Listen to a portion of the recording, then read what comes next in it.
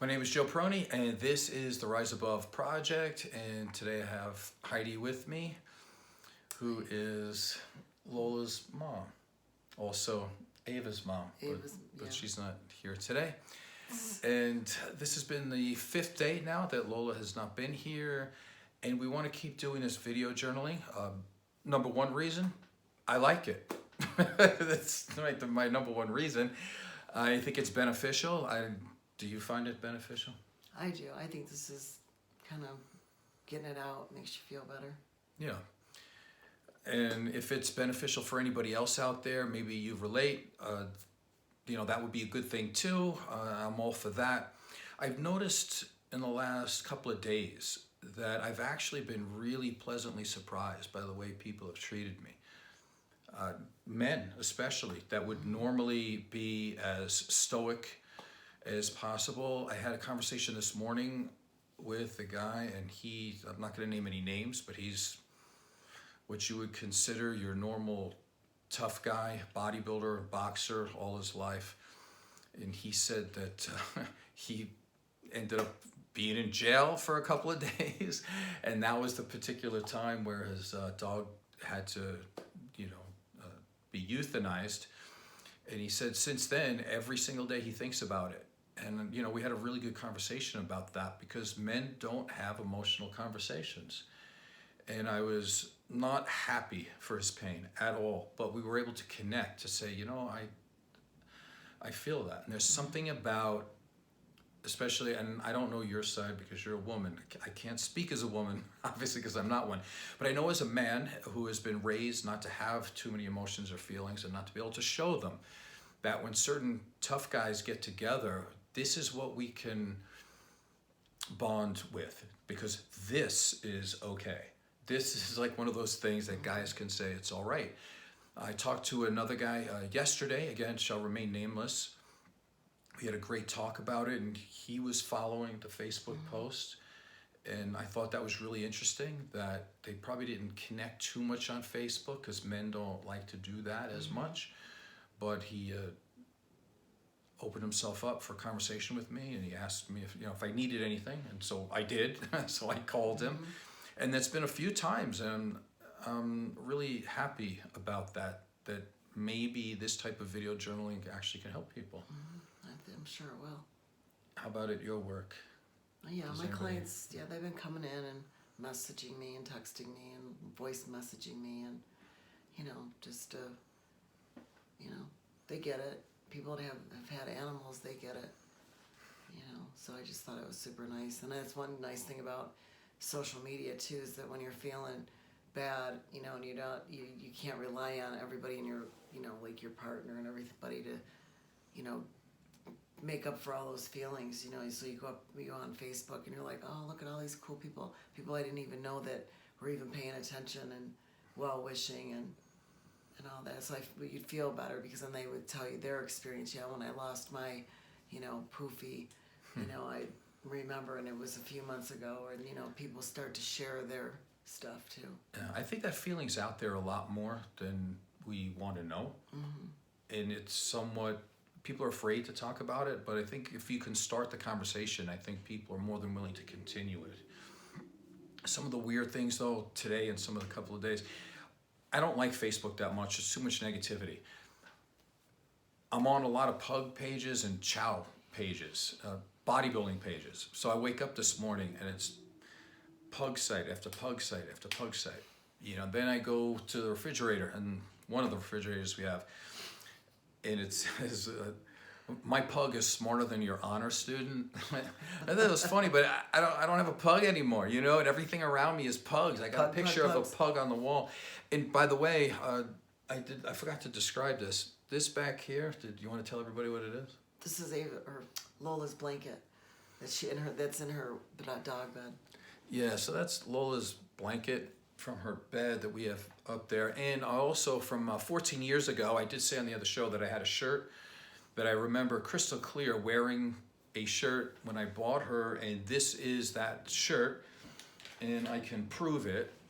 Let's see if this shows up. Well, right there. See how small she is? And there's another picture of her about the size of a coffee cup. Kind of funny. She was tiny. There's a lot of well-meaning people out there. And every once in a while, someone will say, why don't you just go out and get another dog? And I thought, there's positives and negatives here. Actually, it's all positive when you get down to it. But what do you think about that before I start talking about that? I think just sometimes people say that just because they don't know what else to say. You know, so they just say it, well, go get another dog if you want to feel happy. Because people know that dogs bring a lot of happiness to people. So you're sad, so go buy another dog. Go get another one so you can be happy again. Yeah, I agree. You know? I agree. So here's the difficult part, right? So Lola is a living being that you spend 14 years with. I don't want to disrespect that in any way and just go, oh, just get another pug. You don't do that. Dogs are not used cars where you hit 100,000 mile mark, you know, your warranty's up and you just get rid of it, get another one, and you're just back to square one. I don't believe that. So on the one side, it seems slightly disrespectful, but then I thought about it again. And here's where the difference is between dogs and people. And like I said, I have no problem saying that dogs are better than people 99% of the time. If somebody goes through a breakup or somebody in somebody's family dies, right, a partner, wife, husband, whatever, I don't think anybody suggests, go out and get another partner by the weekend. You'll be fine. Like, nobody says that. And there's a reason for that. But why are they saying it, really? Because most people stink. So Hey, why would you want to go back? That's the point, is because people know that if you have a relationship that ends, you probably want to take about 6 months to heal, to make sure you are safe and secure within yourself and you're enjoying your life by yourself and you don't need somebody, you know, to feel good. And why is this? Because you want to pick the right partner. Why? Because if you are emotionally or mentally weak and you go into a relationship, what do we think? Somebody's probably going to take advantage of you. There's enough narcissists out there and psychopaths and sociopaths and everything else, and people looking for what they want rather than what you want. And so it's good advice to say, listen, you need to stop right here. You need to be clear and you need to be healthy before you start another relationship with a human being, because most human beings suck. And that's just the bottom line. It's going to be a problem. You can't just exchange one human being for another that quick. But when somebody says, why don't you just go out and get another dog? What are they saying? Go get some happiness. They're saying that the dog is probably perfect and it'll give you happiness right off the bat. Mm-hmm. They're probably right. That's the thing about it. That's why dogs are so great, is because, I mean, it does matter what kind of dog you get. Don't get me wrong. They're all individuals. They all have their little personalities and quirks. But overall, that's a true statement, is that if you give love to another dog, they will give love back. And then you can start that process over again. With another human being, good luck with that. Like, for example, you've had many dogs within your lifetime, right? Yeah. Have you ever been disappointed in a dog that you've gotten? No. Never, right? And neither have I. But some of the numbers that would pop up is, let's say you're in a relationship. Let's say you're married and you go, oh, okay, I'm done with this. I want to get divorced. You know, give or take about 50% of marriages end in divorce. Okay. Second time through, you think you get smarter? 67% of those end up in divorce. So you're like, oh, okay, I have it now. I'm really going to find a good human being. And I know what I want, and I'm a better person. So the third time's the charm. 90% chance of divorce. God. So the longer you spend trying to find good people, the longer you're going to be alone or being, in a lot of damaged relationships. You're better off starting when you're young and finding the right person, and the person has less bitterness, less anger, less baggage, and just try to go with it than try to go down the line. So what am I saying here? Is that if somebody says to somebody within a week, listen, just go out and buy another dog, at first it hits you like, oh my God, this person is so callous and not really caring. But on the other hand, they're 100% right. Is that the chances of going out and getting another dog and being happy, and I'm not saying I'm doing that right now, I'm just playing it out that dogs are better than people. It makes sense. If you prescribe a dog, I don't think anybody has ever been disappointed in the whole human race. Look at us with Nelson. After Chloe passed away, she died at what, on near Christmas, and we had him in here in January. After me, I'm not getting any more dogs. I'm not going through this. I'm sick of it. No more dogs. But not even a month later, we have a rescue. Right, and that worked out perfectly fine because we rescued him. And I was a little depressed then too because we had a dog die at that time. But he came in and all of a sudden you give love, receive love, and it all goes. We should all be asking ourselves, why can't we do this with people? I think that might, I don't know, as I'm doing the video journaling the last few days, I'm thinking, why can't we ask that question? What's wrong with human beings that we can't do this? That we need an outer species thing to be able to cure us? People don't live in the present. Like dogs live in the moment. They live in the future and they live in their past. And dogs, that's why when you rescue a dog, they can, trust humans again. Right, and they actually, yeah, you're right. They forgive quick. They don't hold grudges. They don't. They go to the new family with hope. You can, if you take the time with the dog like we did with Nelson. He came around. He was very destructible in the beginning, but patience, consistency, trust. It's all about reestablishing trust, and you eventually he trusted us. Right. Yeah.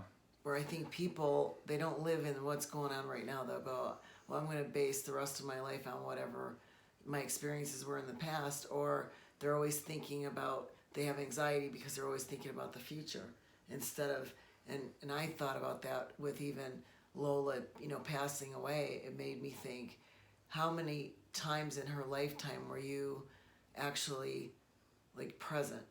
Like in the present, how many of those memories do you have how many memories don't I remember because I was not in the moment? Right, no, that's true. And dogs, I think that's why they're so unconditional, because they forget and they kind of just live in the situation that they're in. Humans can't do that because they take everything here and too much baggage. You got too much baggage, it's hard. I wonder if dogs negative forecast like human beings do. No, probably not, I would think. For example, did Lola know that she was going to die on that day when she was sick? Or did she just feel like she didn't feel good? I don't know. I hope not.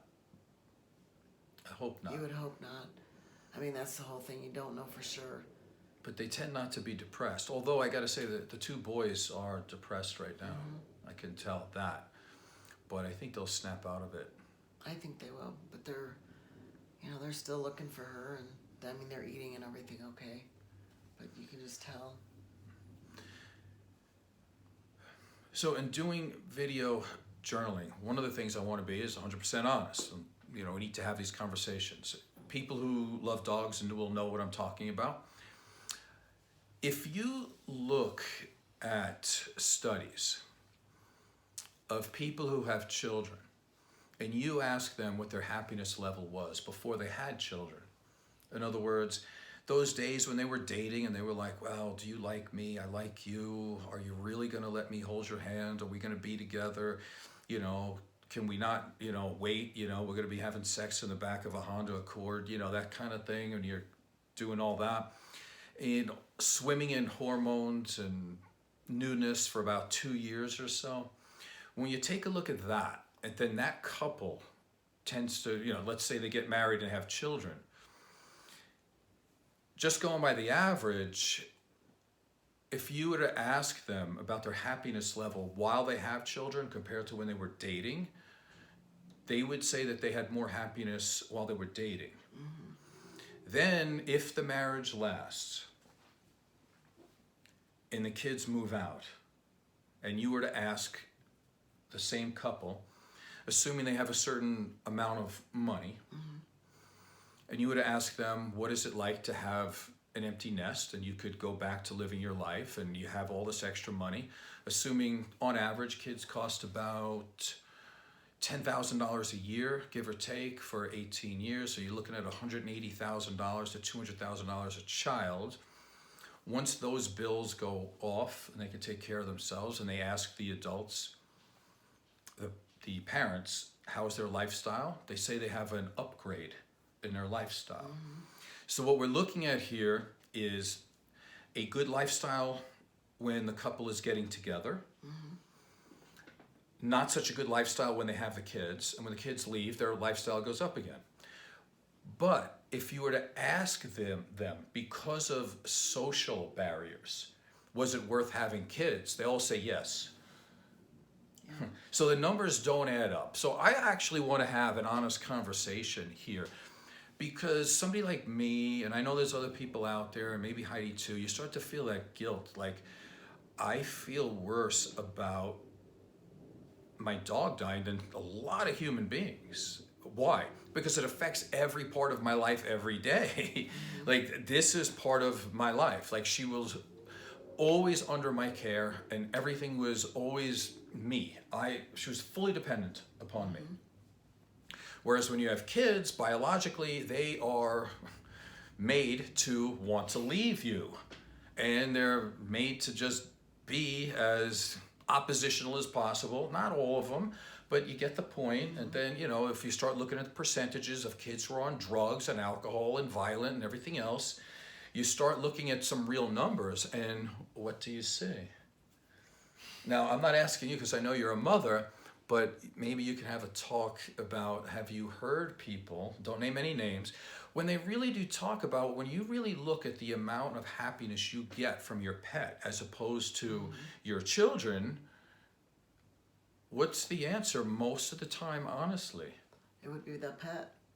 Yeah, and you're not allowed to say it. So that's why I have a show like this, because I'm just going to say the truth. I know what the studies say, and I know what the numbers say. The more you make the study anonymous, the more they're willing to say that having the pet is, losing a pet is like losing a massive part of yourself. Now, again, is that true for everybody? No, but I think it puts it in a position where it should be okay to have this conversation. On Facebook, I'm on a support group, Pet Grief one, and they speak about it over and over again, which I actually enjoy because we're like-minded people in that sense. Now, so the question becomes, this guy's talking, he's saying that, he's bothering me by saying that, do you have your own kids?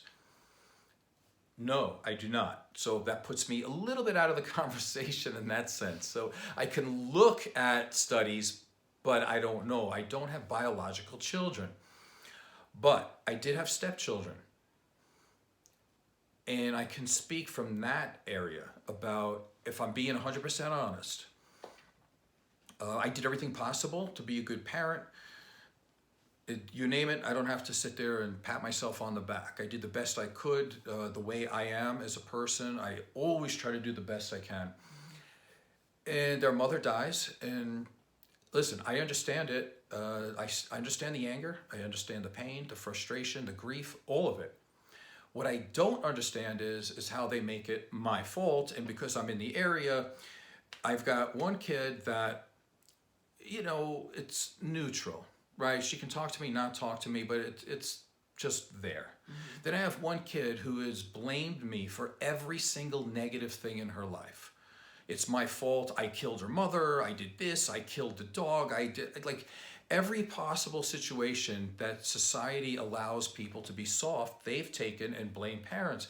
And that I can relate to with a lot of parents who put a lot of time and energy into trying to be the best parent they can, and they have these kids that are so narcissistic, so entitled, so soft that they don't take responsibility for themselves. And all they do is blame the parents, and it destroys the parent's life.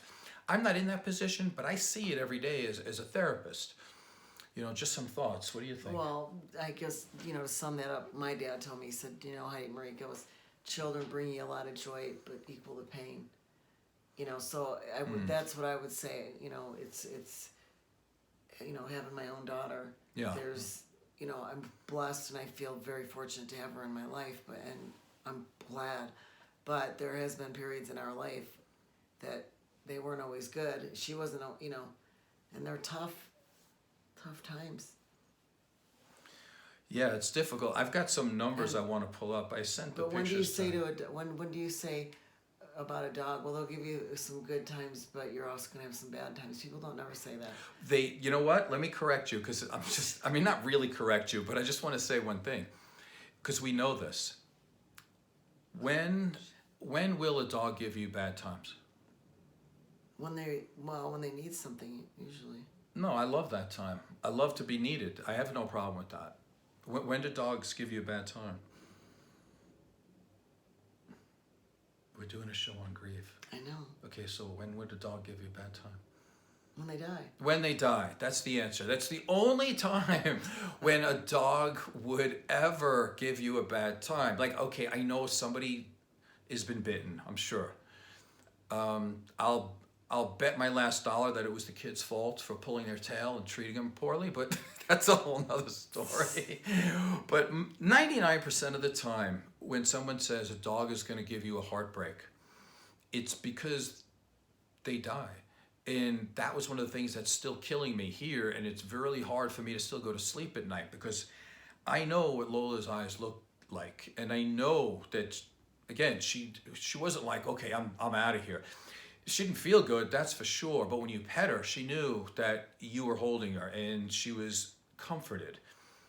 And it was like, okay, like, this is causing pain, but this is something that's just so natural. This is just nature. It's part of life.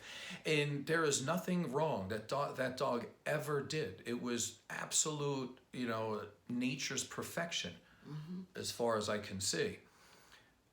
Talk to people about their children. Listen, if you have a good experience, that's awesome, and I think that's great. Most of the time, no. So here's just some fun little things right off I'm going to read to you. Currently, a third of parents, it says 34%, say that their pet is their favorite child. The kids didn't even move out yet, okay, in this study. So they're actually literally telling people that their favorite child is their dog. That's 34%. Could you imagine if it was anonymous and the kids were already moved out of the house, what that number would be? It would triple. It says 72% of the parents revealed that 20% of the parents bought a gift for their pet more recently than a gift for their child. That's true. I spend more money on the dogs than I do. We have a show about grief and we're laughing. Come on. It's like, this is not terrible here. Okay. 67%, that's 2/3 of people, say their pet is their best friend. So if you think you have a best friend, the person you're saying that about, they like their dog better than you, most likely. 78% said their four-legged friend was a part of the family, of course. And again, 34% of parents say that their pet is their favorite child. More. 44% of people create a social media account for their pet. They don't create one for their child. 42% of people throw a birthday party for their dog. Less than that, throw one for their child. It's like, Joe should never say these things. But I'm right. It's too bad. 42% of people buy pet clothes or fancy accessories. 41% of people spend more money on a meal for a pet than for a meal for themselves, which is true. How much are duck hearts? They're a lot of money, right? 40% of people allow a pet to regularly sleep on the bed with them. Guilty as charged. Yes. Says a pet's love brings out the best in all of us. Let's see.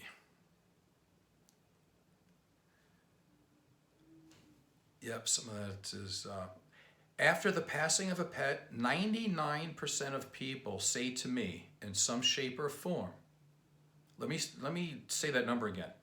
99% of people say to me in some shape or form that this was harder for me than the loss of my mom or my grandma, says a veterinary and CEO of Lap of Love, which is a veterinary hospice network. She has found that the option to have in-home euthanasia and pet hospice makes death easier for families. It also takes away the negative experience of knowing that you're driving your pet to their death in a place that you know causes them stress, which we've talked about this before. We didn't have that option, but oh man, did I want that option. But sometimes you just can't control that. Here's something that's interesting. I think we'll talk about this tomorrow more. I want to talk about how hard Lola fought for her life and how difficult it was, but she did it. She went through all the treatments and how happy she was, and how treatment, especially with chemo, is very scary to people, but yet it was great for her and it added quality of life. But also that it inspired me so much because there was not one part of her that wanted to quit. You didn't have to encourage her to live. And I'll get into this more tomorrow because as a therapist, I listen, if I'm being honest about being a therapist, more than 50% of the people don't want to do anything to help themselves out. You know, if they're a burden on themselves, a burden on society, a burden on their parents, half the time they don't care. And they don't do a thing in this world to change that. And it's unfortunate, you know, and it sounds bad for a therapist to say it, but if you see it, you have to say it. Lying, I don't think actually helps out anybody at all. Mm-hmm. That's why I was so moved by Lola for so long. And actually, to be honest with you, I think that's a trait in all dogs, is that they want to please, mm-hmm. and they want to live, and they want to be part of the pack. They want to uphold their responsibility in the pack, no matter what it is. Yeah. I mean, do you agree with any of that? Mm-hmm. It's a hard thing. I want to read this one thing really quick because it's on the Facebook page that I'm on about the Rainbow Bridge, which I think we all know is when a pet dies. And this particular pet died of pancreatitis, and he was a diabetic. Let me see here.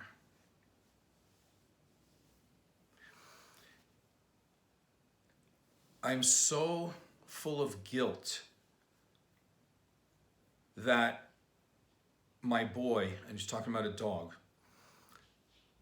I'm so full of guilt that my boy was overweight, that I didn't realize he was unwell, that I didn't do more to stop people from feeding him fatty foods, that I didn't take him out often enough and did more exercise with him, and now he's gone.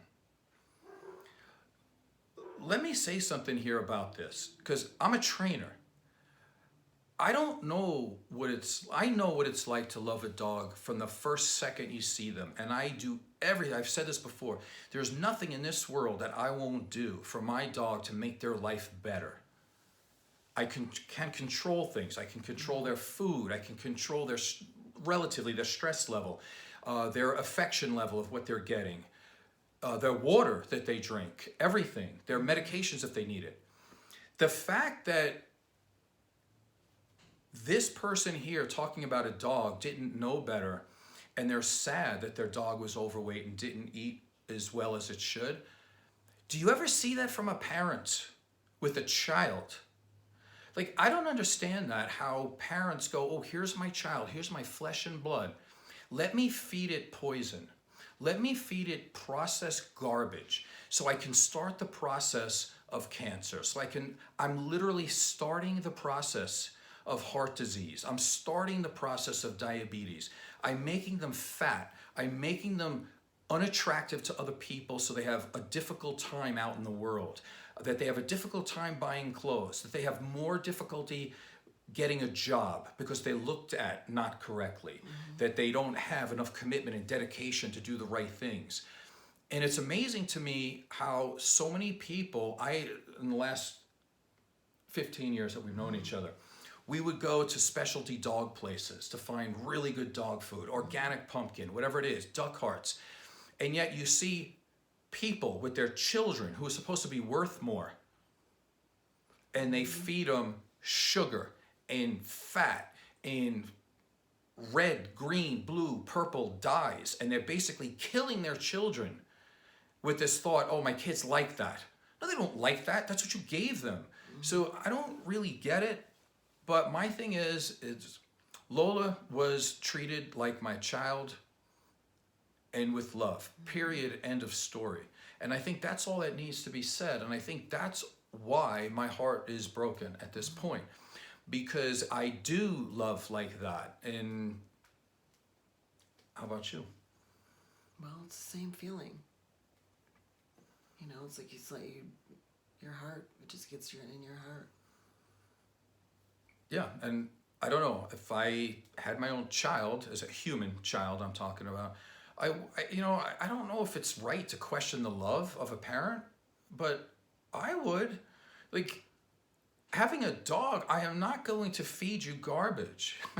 I am not going to do that. I'm not going to hurt you. I'm not going to do things that destroy your teeth, that destroy your eyesight, destroy your ability for health, that you can't walk. I don't get this. So when people do it to their children, I don't understand.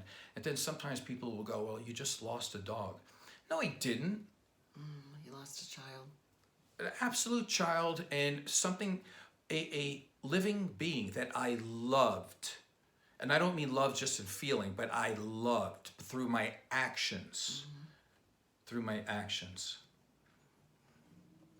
So I think that's all we have for today. We'll get to some more journaling at another day because I've got a lot more to say. How about you? I do. We don't have enough time. All right. So this is Joe Peroni. Heidi Mancini. And this is the Rise Above Project. Thank you.